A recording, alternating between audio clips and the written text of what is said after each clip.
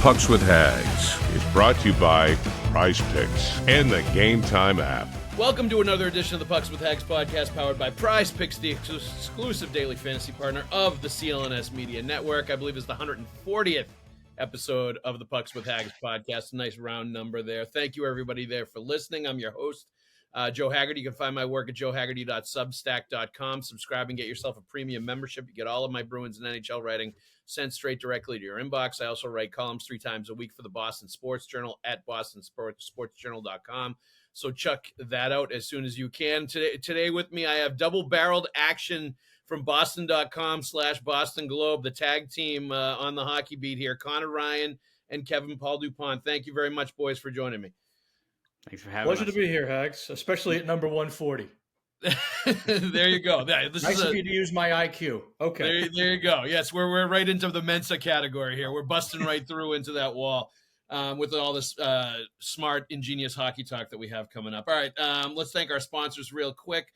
Prize Picks. Download the Prize Picks app today and use code CLNS and get $50 instantly when you play $5. That's code CLNS on Prize Picks to get $50 instantly when you play $5. You don't even need to win to receive the $50 bonus.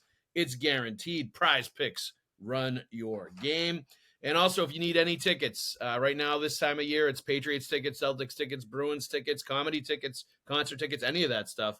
Game Time is the app to use. Download the Game Time app, create an account, and use the code CLNS for $20 off your first purchase. Terms do apply, but again, download the Game Time app, create an account, and use the code CLNS for $20 off your first purchase. Download Game Time today. What time is it, Connor? Game time. Game time. That's right, everybody. All right, let's get into it. Dupes, I will give you first crack at this just right off the bat. 3-2 comeback win by the Bruins last night. They looked DOA after 40 minutes, down 2-0. Same old mistakes, bad penalties, offensive zone penalties, a putrid penalty kill that continues to give up power play goals. Like the flaws were coming out again. It really didn't look good. Players were frustrated on the bench. Yet somehow they turn it around in the third period, score 3 goals. David Pastrnak gets a game winner. They win 3-2 against an admittedly not great St. Louis Blues team. They were talking turning point after the game last night, things they can a win they can build off of, all that stuff. I believe it was their first third period comeback of the year. Dupes, my question to you is, does anything you saw last night change anything about what you've seen to this point? Do you believe this was like some kind of galvanizing moment for this team, or this is just like a sort of high blip on the radar screen of their season?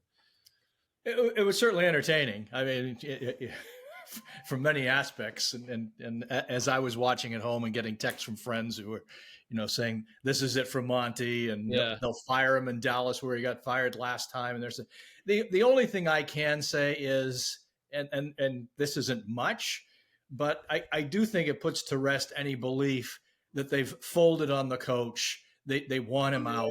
You don't play like that in the third period, because if that is what you're trying to do, then at 0-2 going into the final 20, adios, and we'll see Joel Quenneville here on Thursday, right? Yeah. So there's that. Now the overriding comportment of the 60 minutes, it was just too much rubbish again. You've pointed it out.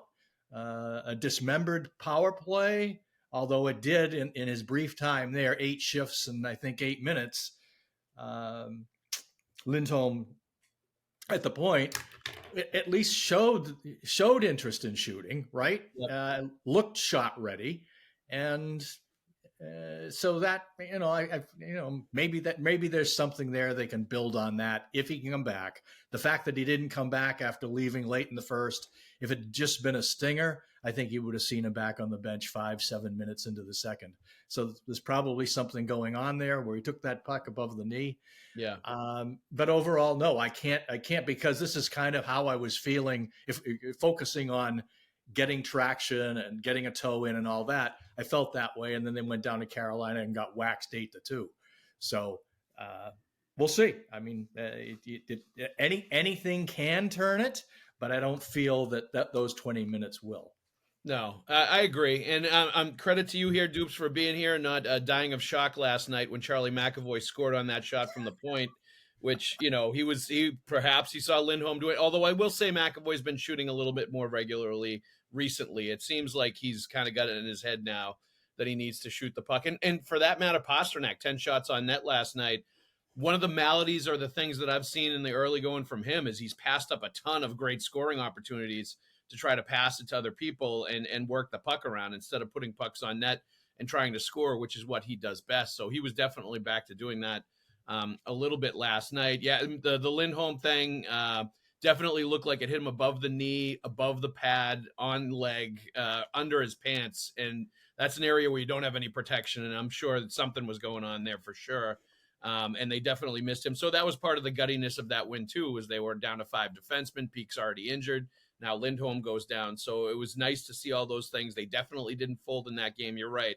If they had completely quit on the coach and they were actively trying to get him fired, they just would have been a no-show for another 20 minutes, done deal, and let's move on to the next guy. They did show some heart, some competitive, some life there.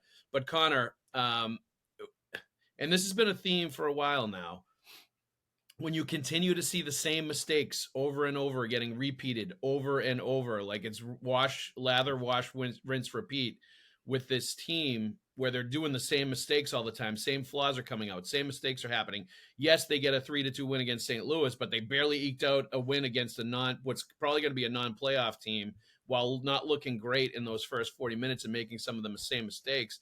Like, does this change anything about the trajectory of this team, how you feel about this team, maybe how you feel we're going with Jim Montgomery eventually at some point where it's going to hit a low point where they have to make a move or at least do some kind of shakeup with this team, because it still continuously looks like they need that, even though, Morgan Geekie scores his first goal, some of the other things we saw that were nice last night and good moments for individual players. But there were still 8 players last night that didn't have a shot on net. There's still too many passengers on this team. And it seems like the last few games we've seen that.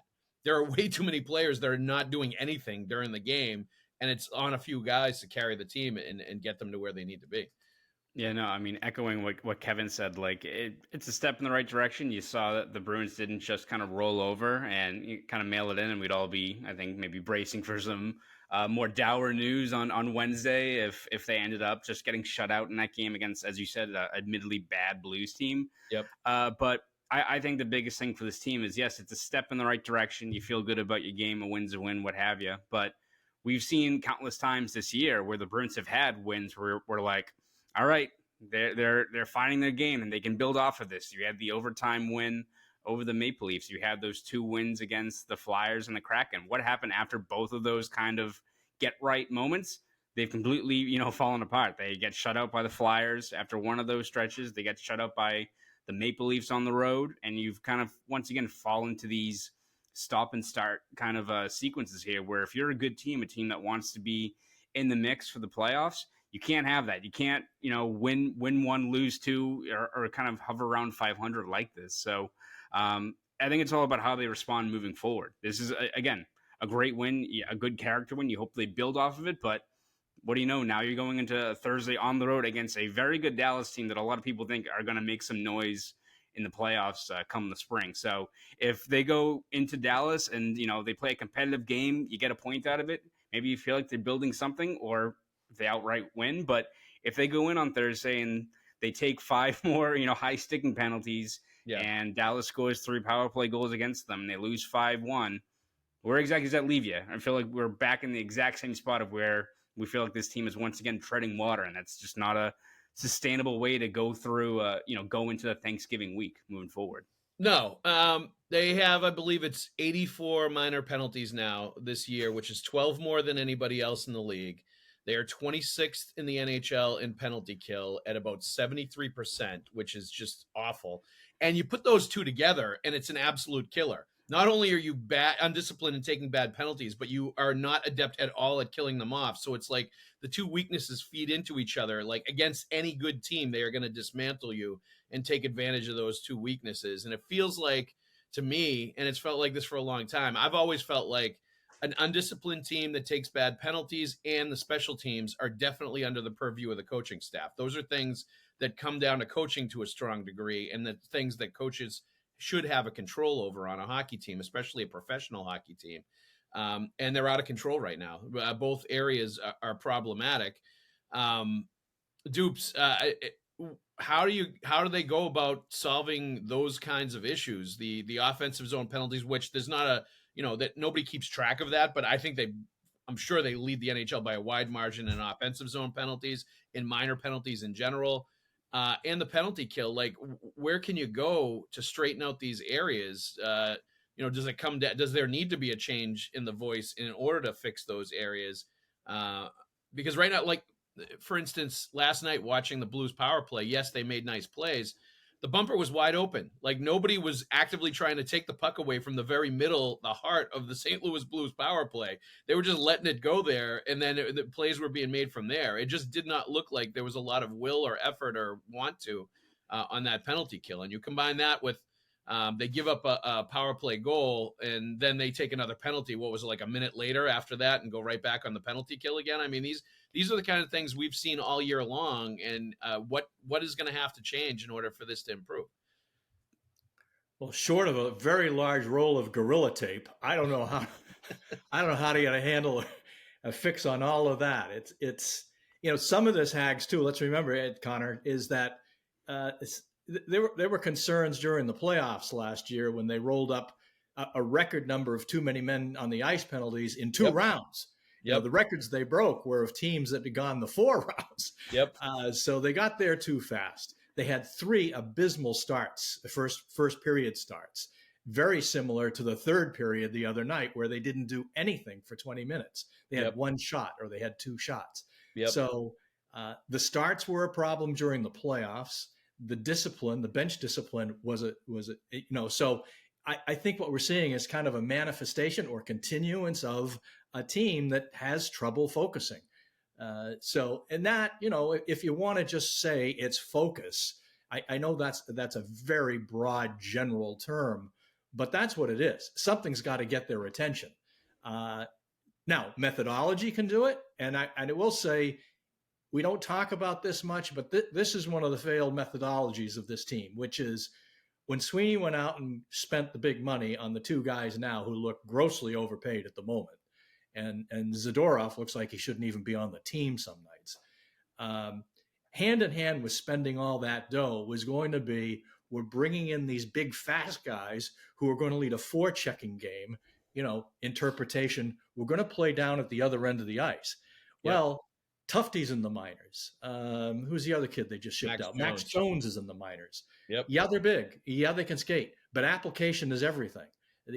And frankly, we didn't see the speed. We didn't see the application. So that part could be the sort of an anchor of getting their focus, which is if you could get the middle 6 or the bottom 6 really driven to leading a ferocious hunt and destroy forechecking game, play it down the other end of it, make it easier on the goal scorers as they come over the bench. Maybe there's the traction. But that to me, I haven't seen any of it. And I think that could be a piece, because other than saying, as I just did early, well, focus, great, but you got to have an element here, a real element to build on. I don't see that it's the forechecking at the moment. All right, let's take a break from the show to talk about our friends at Prize Picks. Prize Picks is the largest daily fantasy sports platform in North America and the easiest and most exciting way to play daily fantasy sports. Instead of battling thousands of other players that could be pros or sharks, you simply pick more or less than on 2 to 6 player stat projections, and you'll watch the winnings roll right in. It's fun and it's super simple. Prize Picks is the best way to win real money this hockey season. Which players are going off? Which ones aren't? Which ones are lighting the lamp? Which ones are trying to do the Michigan? You can figure out all that stuff using Prize Picks. Make your picks in less than 60 seconds and turn your sports opinions into real money all season long on Prize Picks. And don't forget about the goalies being red hot and standing on their head either. Don't get dazzled by all the highlight reel goals. Think about your goalies too. Let's see a little goalie love in this hockey world, especially at Prize Picks. All right, this week on Prize Picks, I'm looking at the hockey board and selecting Nathan MacKinnon for more than 0.5 goals and Evander Kane for more than 1.5 hits. Evander Kane running around, throwing the body at people. Also, David Pastrnak for more than 2.5 shots on goal. Not necessarily goals right now, though, because the Bruins are struggling. And Sidney Crosby for more than 0.5 points. You can now win up to 100 times your money on Prize Picks with as little as 4 correct picks. Download the Prize Picks app today and use the code CLNS and get $50 instantly when you play $5. That's code CLNS on Prize Picks to get $50 instantly when you play $5. What could be better than that? You don't even need to win to receive the $50 bonus. It's guaranteed. Prize Picks, run your game. The way they talked about the approach to this season, the way they talked about July 1st of bringing those players in that you're talking about, Dupes, it sounded like they were trying to copycat the Florida Panthers and be more like the way the Panthers play, and saw that as a nice formula to success and maybe a trend of where the league was trying to go with the high pressure, heavy forecheck, punish the defense. Certainly that's a recipe for success in the playoffs, and the Panthers have proven that the last couple of years, and it's something that I still think, even in this day and age in the postseason, you have to do is wear down the other team's defense. Absolutely. And pound them over the course of a long series and kind of get them to bend to your will as the course of a 6-7 game series is going on. Connor, your thoughts on where they're at style of play wise and what you see as a way to improve, if it can be improved, some of the flaws that we see in this team where special teams and discipline continue to be huge issues. Even last night, it was a great example of it where the first 40 minutes they were having major problems in both those areas, and then they didn't take any penalties in the third, so it wasn't a factor, and they were able to have success there when they weren't shooting themselves in the foot. Yeah, I mean, I do think the lack of speed and puck pressure is something that's evident. I think it's no surprise when you look at how they play that the fourth line of Kastelik, Beecher, and Kepke early on in the year were the only group doing anything because they were pressuring puck carriers, making plays happen in the offensive zone. And it wasn't like they were, like a 70s Soviet team in terms of how they're setting up these plays. They're crashing the net, they're knocking home rebounds, and they're making plays happen like that. Even you look at the overtime Marchand goal a few games ago, whereas Lindholm just pressuring Anderson on the Flames, forcing a turnover. Guys waiting at the crease and bangs home the rebound. That's kind of more of what you need. And that's when Sweeney mentions in the offseason, they need that speed and stuff like that. You see it with how the Panthers play. Nikita Zadorov, you look at his profile, this 6'6", the highlight reel is him bowling over players, and you're like, I want that guy. Then you get to the playoffs, and a guy like Sam Bennett, who is 6 foot, 6'1", not like the most imposing guy, but you notice him when he plays, especially in the playoffs, right, where he's forcing turnovers, pressuring puck carriers. I think you just need more of that mindset. I don't think it's the personnel of you need all of a sudden have a bunch of 6'4" guys who look the pot. You need to play the pot. And I just don't think you're seeing enough of that from the Bruins right now. So I think especially at 5-on-5, you need a little bit more of that. And then personnel in the power play, it's unfortunate that you lose Lindholm for a stretch there because it wasn't like he was necessarily reinventing the wheel in terms of what he was offering so far to start the year, but he was finding shooting lanes, was moving the puck with authority. And I think whether it's, the lack of shot volume or the fact that the Bruins seemed like they were a half second behind what they needed to do. And in, the NHL where these pro athletes are, that half second can be the difference between a puck getting through a shooting lane, a puck getting over to Pasternak or not. And you're just not seeing enough of that. And that's why you hope Lindholm isn't out for a long stretch here, because I think putting him on the power play was a step in the right direction. You just need to see a little more of it before he went down with that injury. Yeah, I mean, honestly, the balance of this season so far, I think Lindholm has been their most consistent defenseman. I think he's been their best defenseman to this point. McAvoy's been so erratic with the way that he's played. He's had some good moments, but he's really been up and down. Zadorov has definitely struggled to figure out his role and how he's going to operate best on this team. He's taken a ton of penalties. Carlo has, I think, gotten back to where he should be lately, but really struggled at the beginning of the year. They're going to miss Lindholm if he's hurt and he's out for any significant period of time. One interesting thing, or a couple interesting things that Montgomery said this past week that I don't think have been talked much about, was in regard to the penalty kill, and part of the reason it was struggling. We talked about it when they were at home earlier this week before they went on the road. And one of the things he said was that players that are on the penalty kill and they're trying new people out there need to relish the role that they're in. Maybe referencing that some players don't think they need to be on the penalty kill, aren't happy to be on the penalty kill, aren't excited to be on the penalty kill, and aren't really giving it everything they've got on there. And it needs to be more high effort and more max effort on the PK from some of those players. And the other thing was after the last loss, when they had 0 shots in the third period at home, and third periods have been an issue. Montgomery made reference to, when I think it was Scott McLaughlin asked him about if conditioning was an issue, and he said that conditioning was an issue during training camp to some degree and made a reference there. I thought that was really interesting too. And like that is actually sort of seems to have played out during the regular season with the awful October that they had. It did seem like it was not a great training camp for them. They weren't ready to go and ready to start the season right out of the starting gate. Maybe conditioning and the way things went in camp was maybe they didn't come in the best of shape, and B, they certainly weren't there at the start of the season. And then Pasternak, I think, and I guess there was some reference to an injury he had over the summer where he wasn't able to work out completely on the road over the last couple of days. He mentioned something about that. But it seemed to me he was one of those guys you could look at and say he didn't look like he was in prime game shape to start this year when the season got going. Dupes, did you make anything out of either of those comments from Montgomery, just talking about, guys relishing their roles on the penalty kill while they're out there, or the training camp conditioning issue? Yeah, sure. And I wondered in retrospect, to go back to the Pasternak thing. So Pasternak told the Czech media over the weekend that he was hurt at World Junior, at World Championship, and I don't think he went to World Junior. It says 80 points in 5 games. Yeah, that would be entertaining if he did. I would watch that. Yeah, right. So I wonder what Montgomery might have been saying there. It was a concern because he had Marchand coming back from 3 operations, and also that he hadn't made public until I asked him about what Pasta had said. He said, well, he basically said he had told me that, but I wasn't going to be telling the media. Yep. So yeah, and frankly, I think Pasta was hurt before he went to the World Championship.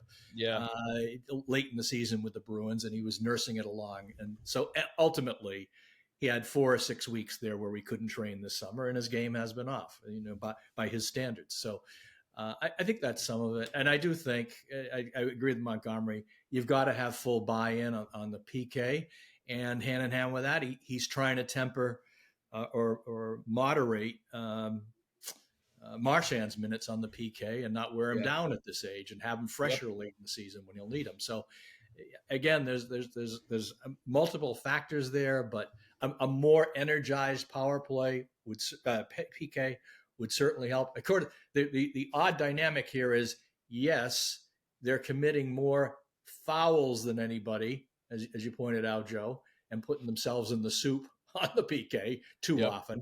But they're also, contrary to a lot of Bruins teams, they're also getting the most power play chances, opportunities of anyone in the league. And that's only happened, I think only once in the last 30 to 35 years, they've finished a season where they've had the most opportunities. Typically what we're saying about them is they're not moving their feet enough. They don't draw the foul enough, blah, blah, blah, blah, blah. This year, they are moving their feet enough. They are getting fouled. So it's crazy to me that they're leading both categories. One great, one awful. Yeah, they're kind of at opposite ends of the spectrum. You would think it would tell you 2 different things about the team. You would expect them to be low on the power play chances if they're high on the power plays, the penalties they're taking, but not the case. And I guess it would tell you that they're also in a lot of games where there's tons of penalties being called both ways. And it's just a special teams fest, which is not, part of the reason they're struggling is their special teams just are not good. And it's a big factor. And I was actually talking to Trent Frederick the other day about his struggles, and it's something I'm going to write about at some point once things stabilize here.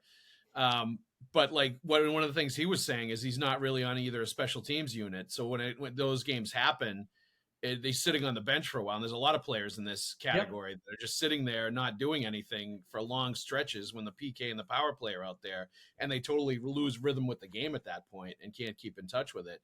And maybe that's part of what's playing into him, really having a tough season to start this year. Another guy, tough season this year, Morgan Geekie. He's been scratched a couple of times.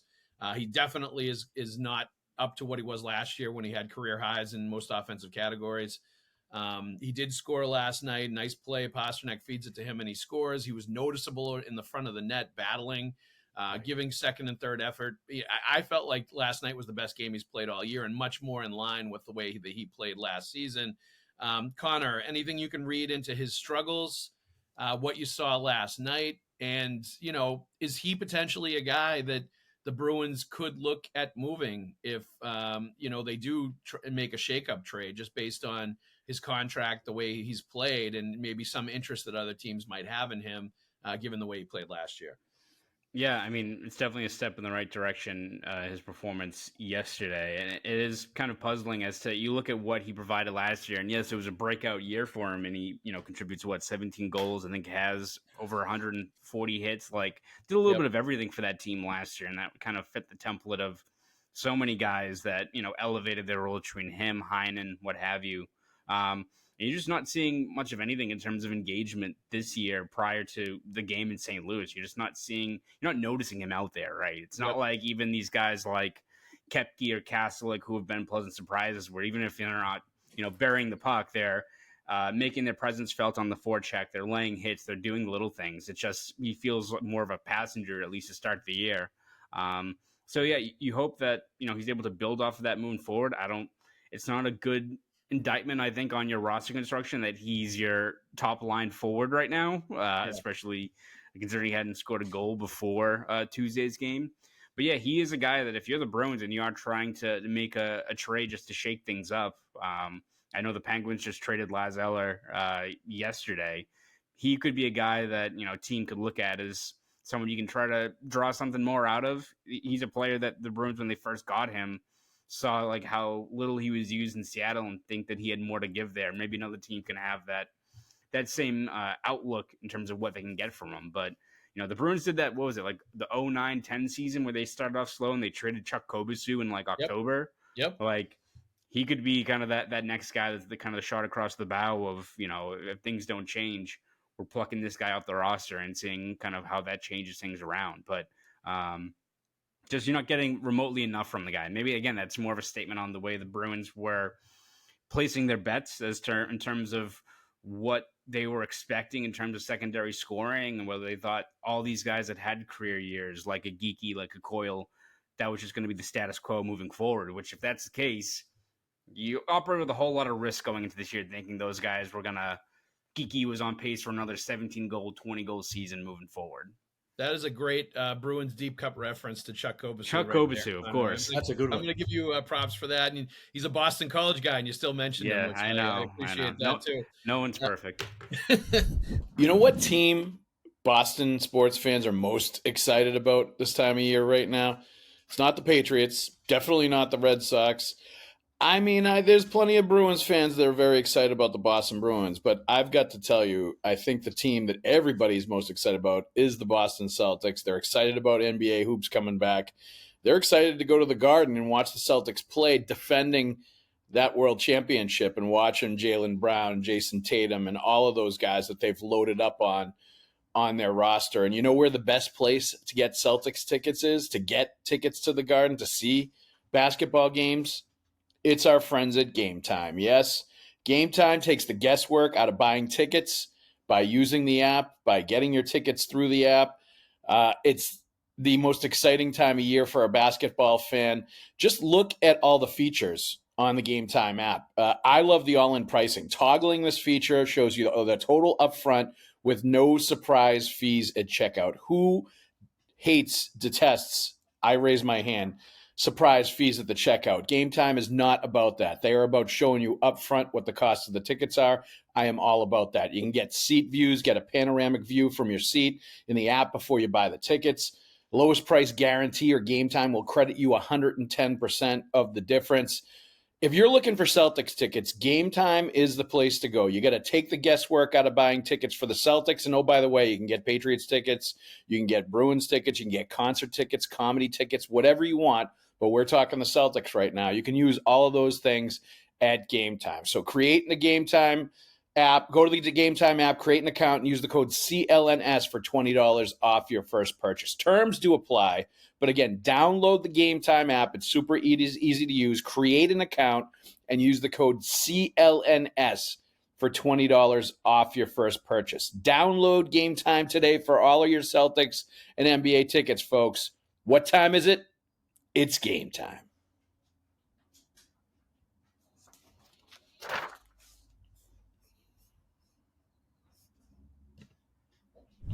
your points on Morgan Geekie are well taken. I think last year his play, second and third effort was everything to his effectiveness, to the way he played, why his offensive numbers were up. It was very evident watching him play night in, night out, that second and third effort was always there with him on the puck, off the puck, in front of the net.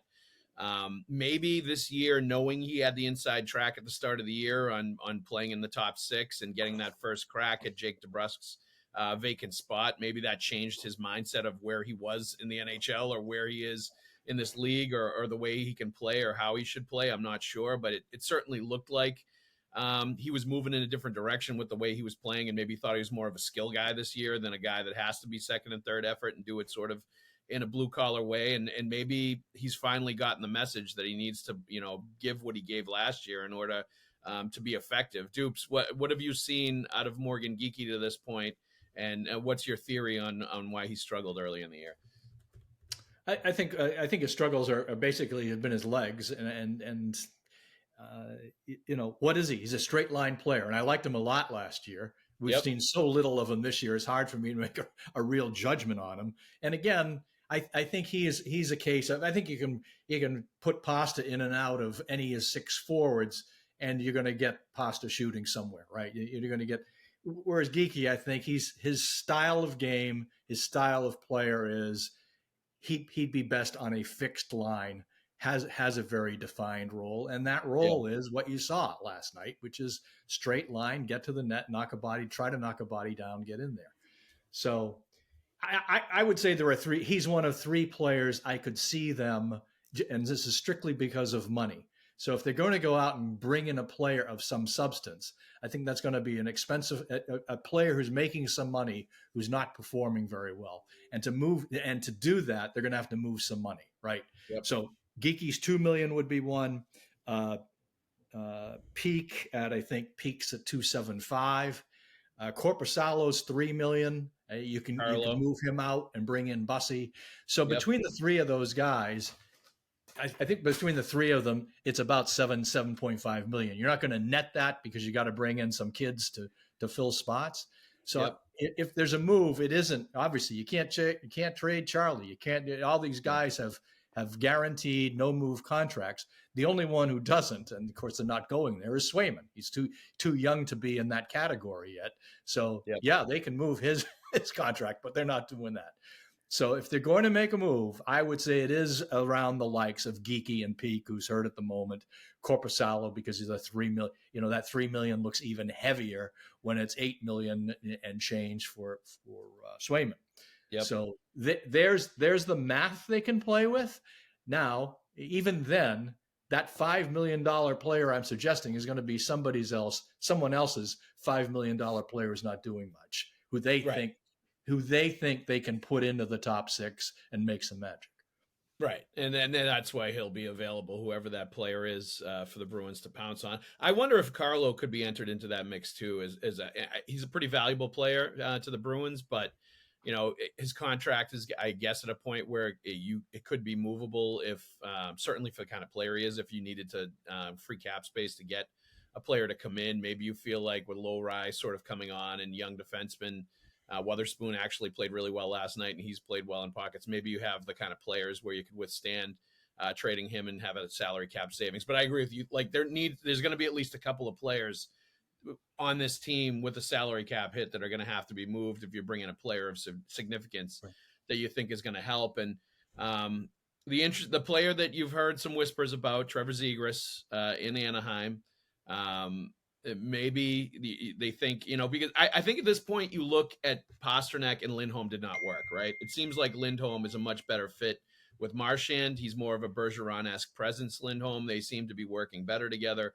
So you still don't have a center to play with Pastrnak if you don't like Zacha as a long-term solution at center. So it would reason to me that you would be in the market for a center that could be potentially a number one center, or at least an offensively gifted center that you feel like could play well with Pastrnak. And I think Trevor Zegras certainly would fit those kind of categories. Thoughts, Dupes, on Zegras, what you think of him as a player, where you think he could fit in Boston? Would that be a guy you would go after? Would that address some of these issues? You hear a lot of things in Anaheim that he doesn't really forecheck the way Greg Cronin wants him to. He doesn't play two-way center the way Greg Cronin wants him to. And, it doesn't really fit what they're trying to do out there. But is, that kind of player that's worn out his welcome one place that might be available in a trade. Wouldn't impress me. What I think we're talking about here is somebody who can come in and play the middle, play it with attention, play it with focus, not be a freelancer. That's kind of everything he is. He's got skill and he's soft. Let's face it. So it wouldn't. There's a lot of jerseys though, Dupes. All the 10-year-old kids love him. Oh, of course, and I get it. I don't think he's the best player in the NHL because he can score a lacrosse goal. Yeah. So there's an eye candy factor there that as a bobble, that's great, but shift to shift, game to game, fitting into, and it isn't robotic hockey here. It isn't straight system hockey. There's this one thing about Montgomery. There's plenty of room for, if you've got creativity in your game, use it. He'll let you use it. Not a lot of coaches will do that. But I don't see that he's the type of player that answers to that. Even then, show your creativity, but be reliable in all three zones, and use that creativity based on time and score. Right. It's one thing if you're up 3-1 and there's 8 minutes to go, you want to do 3-1 even might be too tight in this league, but 4-1, roll it out then. So he's not the guy. And frankly, off the top of my head, I don't have to go back, look at rosters here. You've got to look at weak teams. I think Chicago's got a lot of ex-Bruins who are scoring. They're going to have guys who are at the UFA threshold. Taylor Hall is going to be one of them. Do you bring him back, something like that? But there's, again, the fix is a fix for any team in 2024 hockey, 2025 and on, is on July 1. They tried it. The two guys they got to fix it right now ain't the answer. And I think Lindholm can be a valuable piece. When they start to play better, we're going to see more of him. I don't see he's the guy who carries you to that part. Zadorov, no. I don't know what to make of Zadorov right now. I don't. Yeah, wow. I don't. Yeah, I think Zadorov is like the book we had heard on him coming here was they'd kind of settled into like who he was as a player. And some of the mistakes that he'd made and some of the things that he does had gone away. And I don't think that's what we've seen here so far, is him at times trying to do way too much and taking too many penalties, being out of position too much, trying to, being far away from the net, trying to do things that he shouldn't be doing instead of like just guarding the front of the net and being that hulking presence around the front that you expected him to be. And, maybe as he settles in, he'll be more of like the player that they need him to be rather than the player that he's trying to be right now. And, who knows? Like, it's hard to play armchair psychologist with why he's playing the way that he is, but I think he's definitely trying to do too much. There's no question about that. And maybe live up to the contract that he signed. Kind of like what we were saying long ago about David Backes. Yeah. They brought Backes in, gave him the money, tell him to be that guy. Wasn't that guy. Good guy. Nice, right? Talk forever, yada, yada, yada. But, vastly overpaid for the role that he didn't fulfill. Yeah, and part of it with Backes too, looking back in hindsight, is he was kind of done, I think, when they signed him too. Right. He was a little bit older, I think, than Zadorov, and I think he was really close to the end of the line when they got him. And it's always like when those big bruising forwards talk about like they lost 15 pounds and they're trying to get faster, that's when they're really in trouble, because they're just like trying to like change their identity and it's not going to happen. That's when he said that one training camp, I was like, oh, that's not good. Like that's when it's really the end for those kind of players. I know Zegras went to BU for what, like a semester, Connor? I know that. Yeah, I'm sure. I think 1 year. Look, he lasted longer at BU than JR lasted at BC. I'll say that. That's true. Creativity-wise, offensively, I think he would be really interesting with Pastrnak. I think that could be actually kind of fun to watch. But he does not and has never felt like the kind of player that you want in a significant role on your team in the playoffs or when things really get intense. Or when mistakes get magnified, or when you need a guy that can play two ways and, play a mature game of hockey. I always think of that video. I'm sure you've seen this, Connor, where Zegras and I don't even know who it was in the Ducks were screwing around with some like pregame like routine they went through, and Getzlaf was looking at the two of them like, "What the hell are you kids doing? Like, this is ridiculous." That's what I think he is. He's kind of just a young, carefree kid that I don't think wants to play the way you need to play in order to have like sustained success and team success at the NHL level. And part of it probably is because he got stardom based on a few trick goals that he did and some of the skills he brings to the table. And the kids all love him and all know who he is. And why should he do anything differently than that? Because he's already been on a video game cover from what he does, instead of, getting the team success and doing all that stuff. But your thoughts on Zegras as a potential guy coming in here? Well, you look at his stat line this year, Joe, he sure feels like a Boston Bruin this year, and that he has 1 goal and 2 assists in 14 games. So he'd fit right in terms of the actual production. No, I mean, I get the appeal in terms of the offensive creativity and putting him with David Pastrnak, but this is a guy that, again, I think you look at this system and what the Bruins preach in terms of accountability. I mean, hell, you go back to training camp where everyone, I think, was on board the Fabian Lysell hype train, and Brad Marchand was like, "Hey, everyone! Like, just because you can dangle through 3 guys doesn't mean you're in the NHL." And I think you look at just what the returns have been for Zegras, especially since Greg Cronin came in. It's not like Greg Cronin's asking these guys to, play a 2-1 game every single night. But listen, as a team with a lot of young players that need to get their act, in order just to play responsible 2-way hockey. And what's happened since Greg Cronin's taken over? Zegras has 7 goals and 18 points in 45 total games. Yeah. Like, that ain't great. And let me tell you, I think the pressure in Boston's probably just a little bit more than it is out in Anaheim right now. If you have a guy like Zegras who's got that hype, that appeal, if that trade ever happened, like, people would probably be so excited looking at the highlight reels, kind of like how everyone looked at the highlight reels of Zadorov when they got him too. Yeah. And I think when you look at Zegras and how his production has plummeted, his inability to kind of mold his game right now, he could go somewhere and end up, righting the ship, what have you. I just don't feel like he's the right fit for what the Bruins need right now. And I think there's a lot of risk involved in terms of what player he can be. I don't think like he's going to go somewhere and all of a sudden be a 90-point guy. I think if you're the Bruins, you take him if he can be a guy that can give you 25 goals or something like that. And he hasn't even shown that he can take that next step in Anaheim. So what's he going to do if he goes to a team like Boston? I think what Connor's trying to say here, and he's utterly convinced me, is we'll take Celebrini. I agree. Exactly. Yes. We'll take the best available BU superstar. Can we get James Haggs? Can we just bypass the draft? We're focusing on the wrong West Coast team, guys. Exactly. Yeah. You call Mike Greer instead. Got to move a little north. Yes. Conor Ryan just wants to accumulate the BU superstars. The latest BU star, get him on the team as soon as possible. Let's do it. Let's make that happen. I'm sure Don Sweeney would be in favor of that as well. Yes, how much exactly. He loves the Hockey East players. All right. Thank you very much, boys. I think we did a significantly good job as the media of making the Bruins fans feel bad after a feel-good win about their hockey team. So that's what we do. Our job was accomplished. Job well done, guys. That's right. Give everybody a pat on the back and some applause. All right, let's thank our sponsors real quick. Download the Prize Picks app today and use the code CLNS and get $50 instantly when you play $5. That's code CLNS on Prize Picks to get $50 instantly when you play $5. You don't even need to win to receive the $50 bonus. It's guaranteed. Prize Picks run your game. If you want tickets, any kind of tickets, go with our friends at Game Time. Take the guesswork out of buying tickets with Game Time. Download the Game Time app, create an account, use the code CLNS for $20 off your first purchase.